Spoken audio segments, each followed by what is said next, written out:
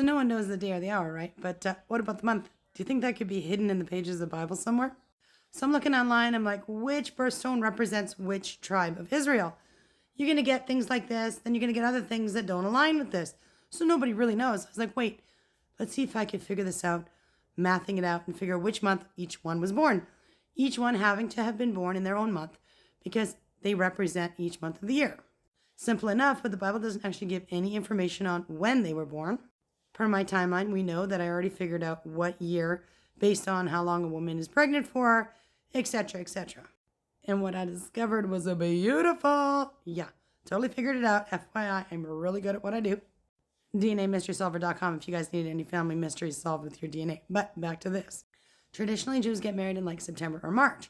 So I was like, well, which one works? So I ran that for both of them, and this is the one that matches perfectly. All right, so let's say Jacob, in his 77th year, he meets Leah and Rachel. That's when he travels to Laban's in August. 7 years later, by September now, he's married to the two girls. God opened up Leah's womb right away, so 9 months later, she has Reuben. Now, if you follow me, you know that these years represent from the sin. This is not AD or BC.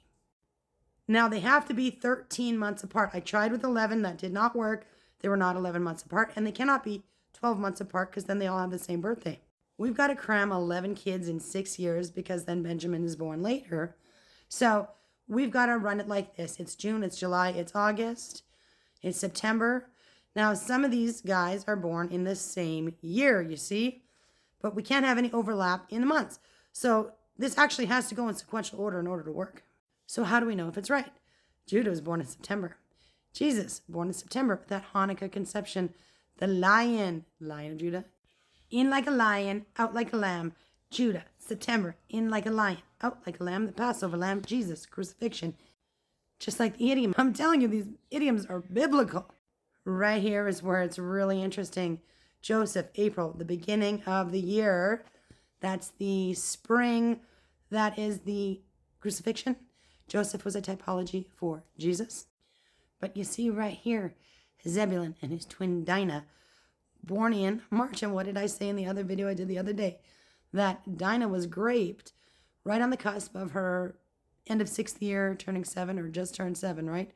Which means, and remember, that was a reference to the Great Tribulation, followed by Rachel's tribulation of childbirth, which happens shortly thereafter.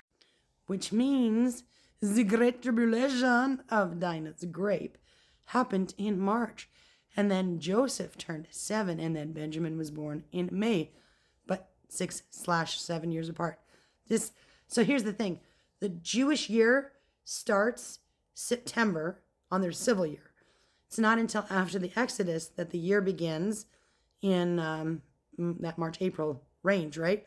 So since this is long before the Exodus, the year is going to begin right on that civil year beginning, which is September. So yeah, looks good to me.